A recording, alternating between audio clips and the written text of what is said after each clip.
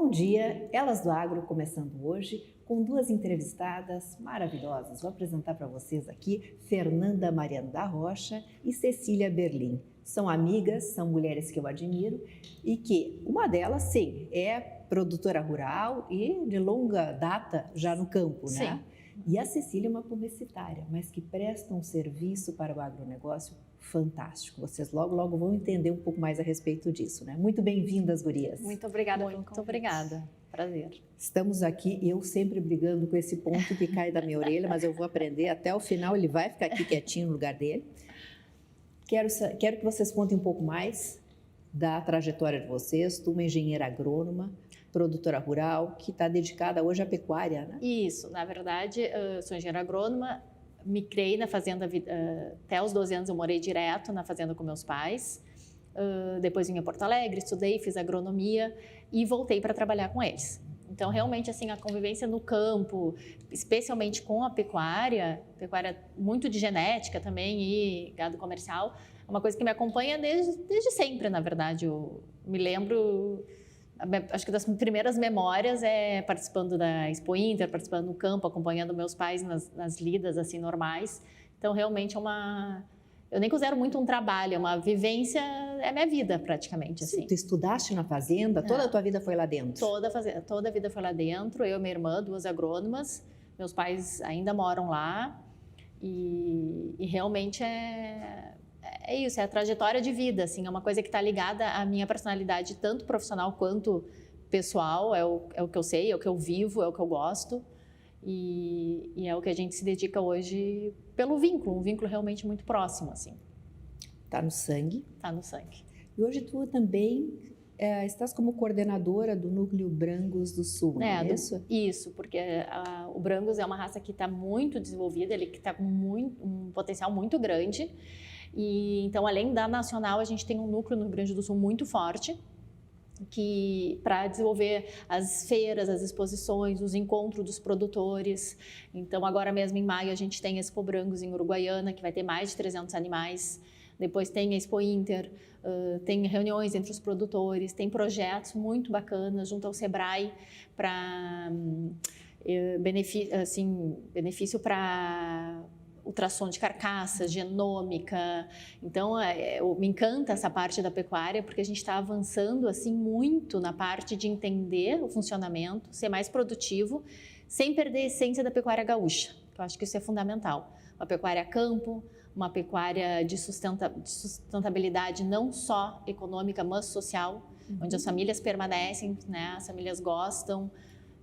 Eu acho que todas as ferramentas que a gente está trabalhando, e a associação eu participo por isso, para poder ajudar nessas ferramentas para os produtores cada vez mais serem eficientes, economicamente isso os mantém no campo, mas além disso a gente cada vez mais busca animais muito saudáveis. Porque o animal adaptado é um animal saudável, é um animal que usa pouco medicamento, é um animal que se alimenta bem, é um animal que teve uma vida boa, vamos dizer assim, né? Uhum. E tudo se reflete naquilo que a gente vai consumir depois como consumidores. Eu acho que isso é o que mais me encanta, assim. Maravilha, fala com paixão. E aqui temos a Cecília, publicitária, que tem uma história de vida de saúde, né? De saúde. Na verdade. Eu trabalho com uma publicidade autônoma da carne, mas eu sou economista com uma especialização em marketing. E eu acho que tu me definiste muito bem, Fabiola. Eu amei a tua definição, que eu sou uma entusiasta da carne. E eu tenho carregado esse título e te agradeço por ser a pessoa que me deu de presente esse título, porque, de fato, muito diferente de ti, eu não fui criada no campo, minha família não tem nenhuma relação com produção de carne. E eu sou de uma família extremamente acadêmica, cresci no exterior, e acabei, antes de no Brasil chegar essa moda, já no final da década de 80, início da década de 90, o veganismo pegava força. E eu, adolescente, né, os adolescentes acham que vão mudar o mundo e trazem muitas inovações, mas com uma ingenuidade, uma prepotência, acabam indo por um caminho desconhecido. E foi quando eu me tornei, então, vegetariana aos 13 anos de idade. E eu fiquei 25 anos sem comer carne. E o reflexo disso foi de muito adoecimento. Aos 38 anos eu estava morrendo, eu voltei a morar em Porto Alegre para entregar a guarda da minha filha, porque eu não tinha mais condições de cuidá-la. Com uma saúde metabólica completamente desorganizada, os hormônios completamente desorganizados, mas o acúmulo de mais de 4 doenças autoimunes, além da fibromialgia, que me deixaram num estado de morte, morrendo. Eu voltei para Porto Alegre para ser atendida no hospital, com morfina, porque não respondia às medicações. Comecei tratamentos quimioterápicos, tratamentos com monoclonais vindas do exterior, inclusive, e perdi função renal. Quando eu recebi a notícia de que eu ia ter que, inclusive, fazer hemodiálise, na hora do desespero, a gente reza para Deus, a gente busca uma solução e faz o que é necessário. E foi ali que eu comecei a dieta carnívora. Bom, saíste de um extremo para o outro, né? Saí de um extremo para o outro, mas eu digo que não são faces da mesma moeda, muito diferente, porque é uma alimentação de desnutrição. E eu explico muito bem, como entusiasta da carne, lá no Instagram, de graça, porque eu vivi isso e tenho muita experiência com isso e estudo muito isso, né? Então, a dieta vegetariana, a dieta vegana é uma dieta elitista, porque tu precisa de suplementos, né? Não é para todo mundo, ela é extremamente cara. Tu precisa consumir, então, alimentos frescos, que hoje em dia são muito mais caros do que os alimentos industrializados. E tu tens aí alimentos também que hoje em dia a gente sabe, porque existe muito ganho com isso, que é uma manipulação, né? Que são os alimentos veganos industrializados, que são extremamente caros. Então, é uma dieta elitista e uma dieta de desnutrição, em que faltam nutrientes. Tu falaste sobre a questão, né, de um gado, de um feliz, bem criado e que cresce como ele deve crescer, com saúde, exposto ao sol, exposto ao pasto, nosso pasto do Rio Grande do Sul, que é tão rico, né, que proporciona uma carne mais rica em ômega 3 por causa do beta-caroteno tão presente no Pampa. E a carne, ela traz isso, ela traz os nutrientes prontos. Eu brinco que ela terceiriza a minha dieta vegetariana. Hoje eu sou uma vegetariana terceirizada. Eu como só a carne e ela me traz então a saúde. E eu acho muito legal que nós estamos aqui, porque tu podes falar com propriedade sobre essa visão do produtor e do campo e do gado, e eu posso falar com propriedade sobre essa questão de quem já teve do outro lado e hoje consome apenas carne e encontrou reversão de doenças, encontrou mais saúde e buscou muita informação para desmistificar os mitos que são tão, né, presentes hoje em dia no consumo da carne e que, na verdade, são uma manipulação. Que maravilha, né? Fantástico poder conhecer as propriedades da carne através de um depoimento, uma história real. Então agora nós vamos aos nossos comerciais e logo logo a gente vai saber como que a carne salva.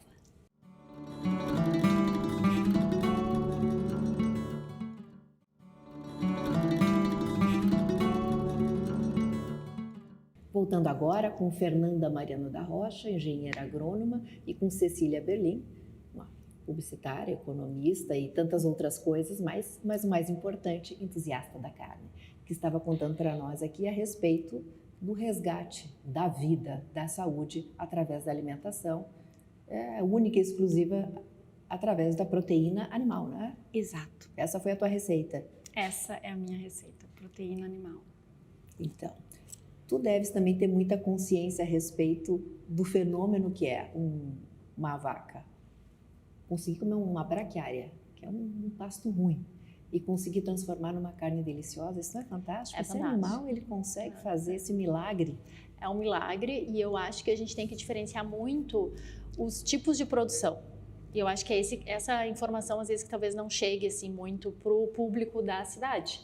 O que acontece? A gente tem alguns países envolvidos, tipo Estados Unidos, em que é muito baseado na produtividade, confinamento, animais aglomerados, isso gera doenças, eles têm que receber muitos medicamentos, antibióticos, eles permitem hormônios, e uma carne extremamente gorda.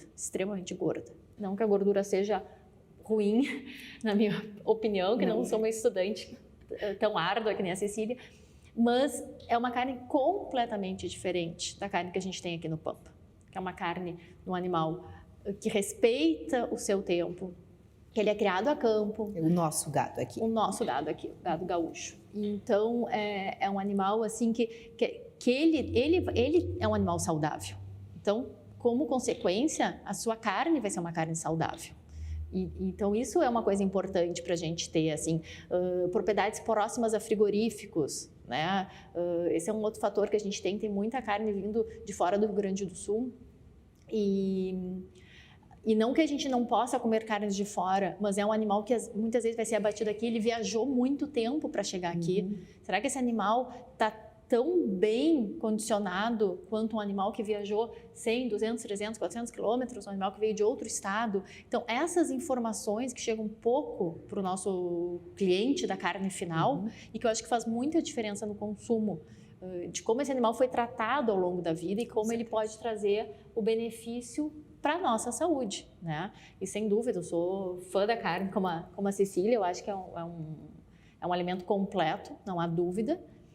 E acho que nós somos muito beneficiados por estar num estado que produz uma carne tão boa. Então, eu não vejo o porquê dessa guerra, sabe? São de pessoas assim que provavelmente não conhecem o campo e não conhecem o quanto um produtor preza por aquele espaço que...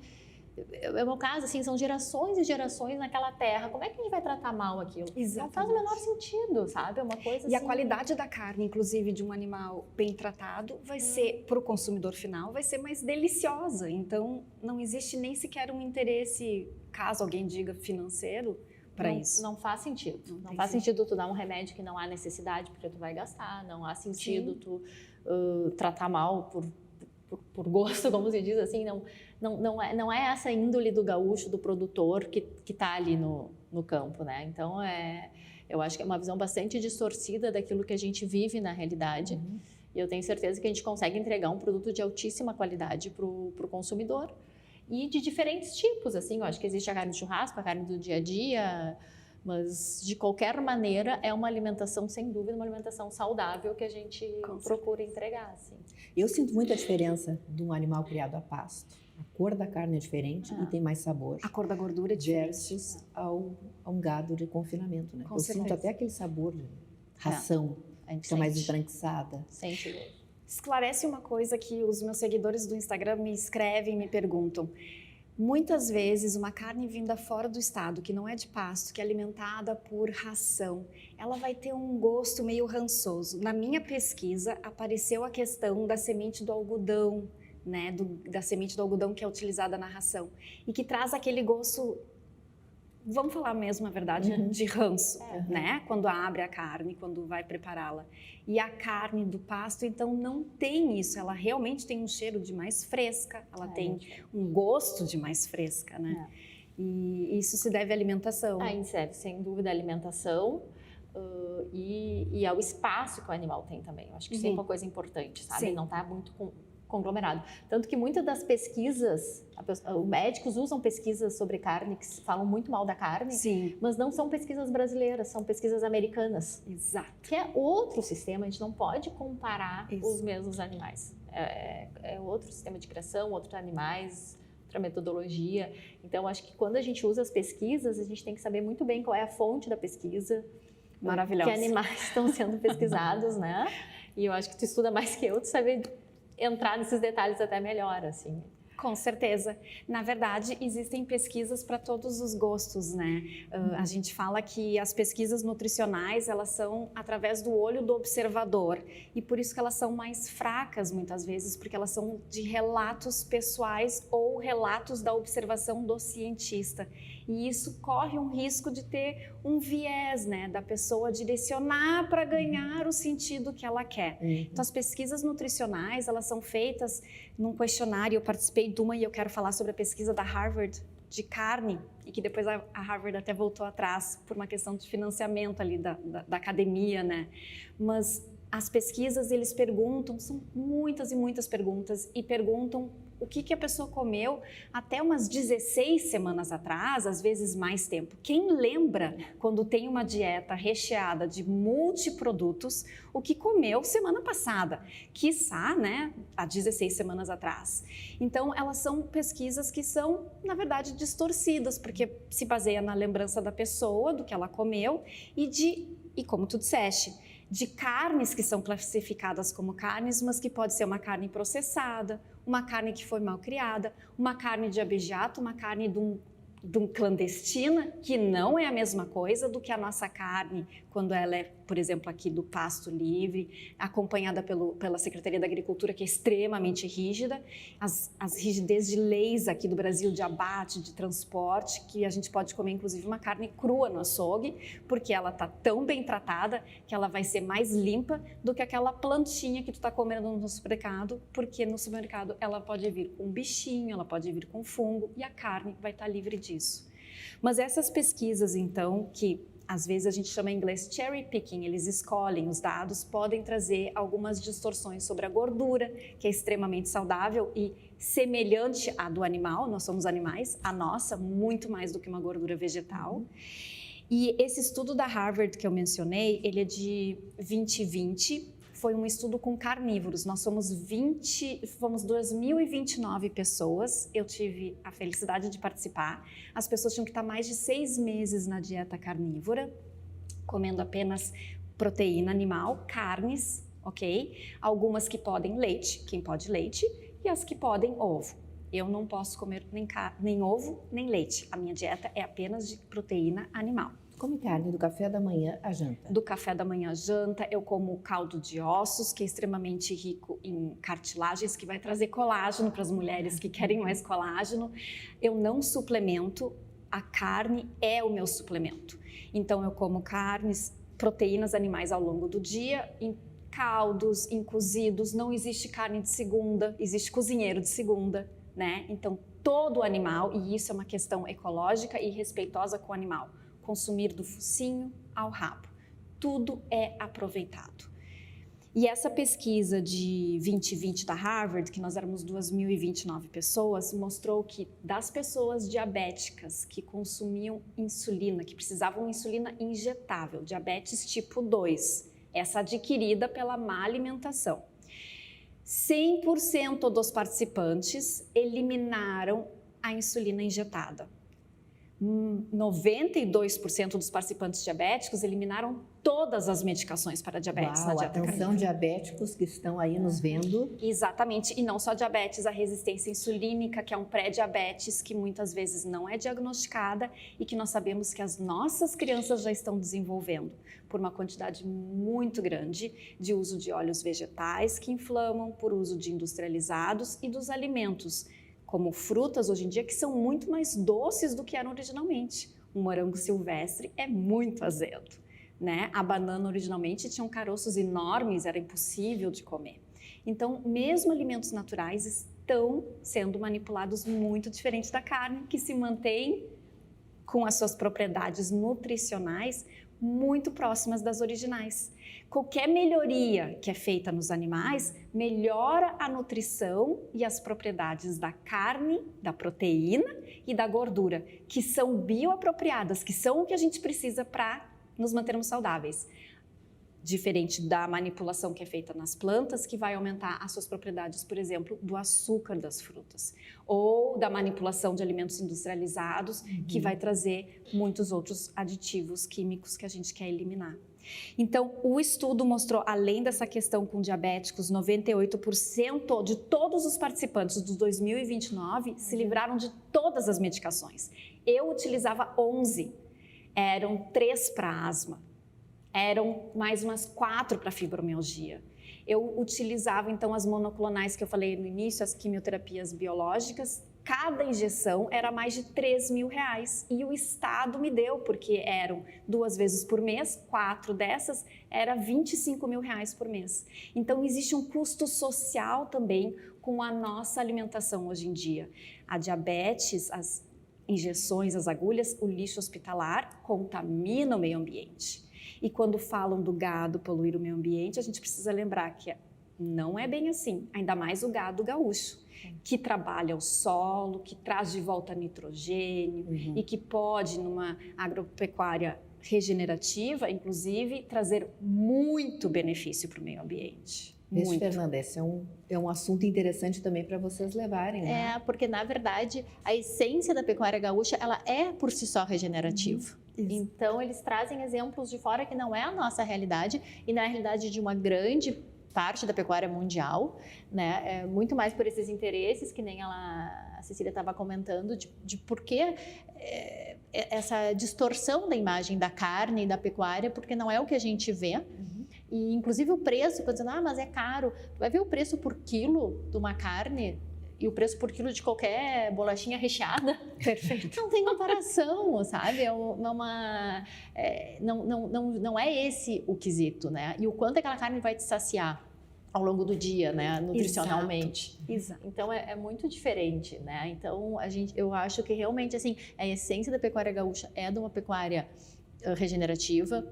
A gente não pode só ver o quanto aquele animal emite poluentes, porque a gente tem que pensar no sistema, né? A área que ele está ocupando, a vegetação que está ali, o quanto que ele está reintegrando, reciclando nutrientes, reciclando nitrogênio, né? O quanto é uma pastagem natural que a gente usa com poucos aditivos ou nenhum ou poucos para produzir talvez um pouco mais, porque realmente a população demanda, né? Então a gente tem que ser produtivo, evidente, mas não alterar demais o ambiente. A agricultura, nesse sentido, altera muito mais o ambiente do que uma pecuária, não tem nem comparação.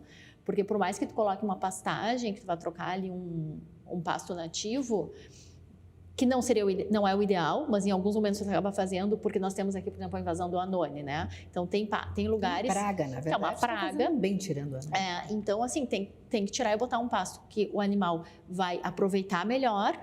Ele aproveitando melhor, ele emite menos CO2, ele vai ter mais aproveitamento, né? Então, tem um porquê, inclusive no ambiental daquela troca, né? Porque não é um pasto nativo, é um pasto que está acabando com a variedade de outras plantas que a gente tinha na região, então seria essa justificativa. Já a agricultura ela realmente troca todo o sistema.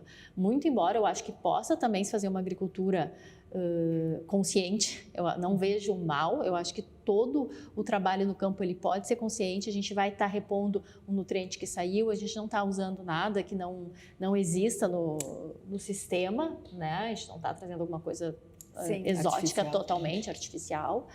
Então, mesmo a agricultura, ela valida a pecuária, a gente consegue trabalhar com as duas atividades concomitantes, o que é bom, porque afinal de contas a gente tem que produzir, né? E eu acho que o principal é isso, é a consciência de fazer com que essa produção seja sustentável ecologicamente, socialmente, financeiramente e nutricionalmente, porque sem dúvida é o alimento mais natural, assim, que o ser humano foi feito para se alimentar disso, assim, né? Nós evoluímos assim, né? Evoluímos assim. Aquela carne, ela tá ali in natura para tu escolheres, então ela não foi passada por nenhum processo, ela não está industrializada, ela não tem aditivos. E graças a esse tratamento desde lá do começo da cadeia, né? Uma genética adequada para um animal mais adaptado, que então ele precisou menos medicamentos, menos intervenção humana, porque quanto mais adaptado, melhor. A busca geneticamente por animais que vão te traduzir em mais eficiência alimentar. Esse é um dos trabalhos que a Brancos faz junto da URGS, que é muito interessante, porque tu busca animais que têm maior eficiência alimentar, ou seja, tu vai conseguir colocar mais animais no mesmo espaço, respeitando, claro, nunca vai ser um confinamento, mas agregando valor àquela atividade, e um animal que vai aproveitar melhor o alimento, ou seja, menos resíduos, o que também é uma coisa boa. Então, existem várias ferramentas para a gente buscar esse animal mais eficiente, que vai se traduzir em todo um sistema mais eficiente. Que funciona, né? Passa a ser uma farmácia. Passa a ser uma farmácia. Além de ser uma farmácia, eu digo que às vezes as pessoas dizem, eu tenho preguiça de preparar.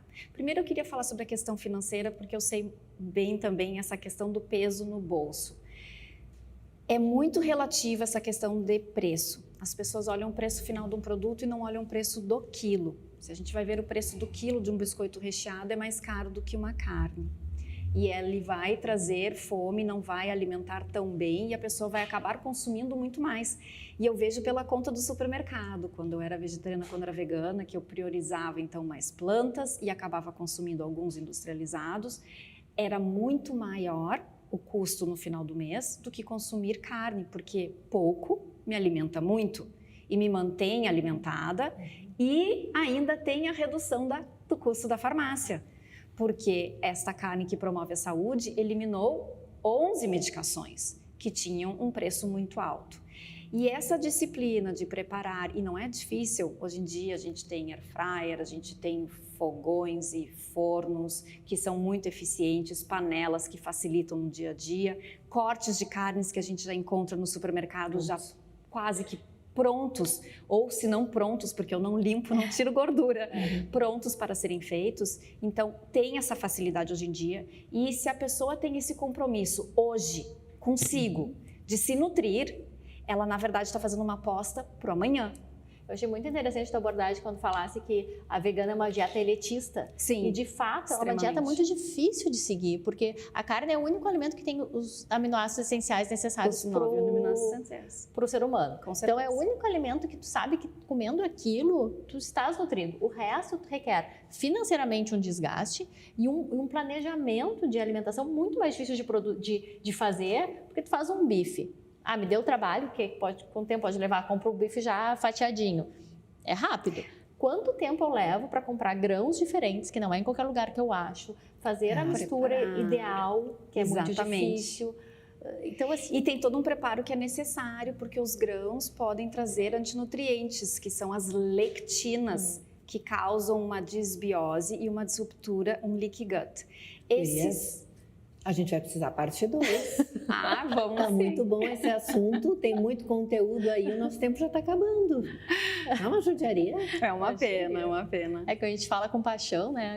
Aí bora. Não, e fez um casamento, tu fizeste um casamento aqui de 2 aspectos muito importantes, que é o do produtor e do consumidor. E aí precisa ser desmistificado. Bom, vocês já estão convidados para uma próxima, tá? Maravilha. Infelizmente a gente vai ter que encerrar agora. E muito obrigada pelo tempo de vocês, por tanta informação, por compartilhares a tua vida aí. Imagina, a gente que agradece. Conosco, e tu produzires esse remédio aí que deu a vida para ela. Com certeza. É um prazer sempre estar contigo. Tá, muito obrigada e até o próximo domingo, às 9h30 da manhã, outra vez aqui com Elas do Agro.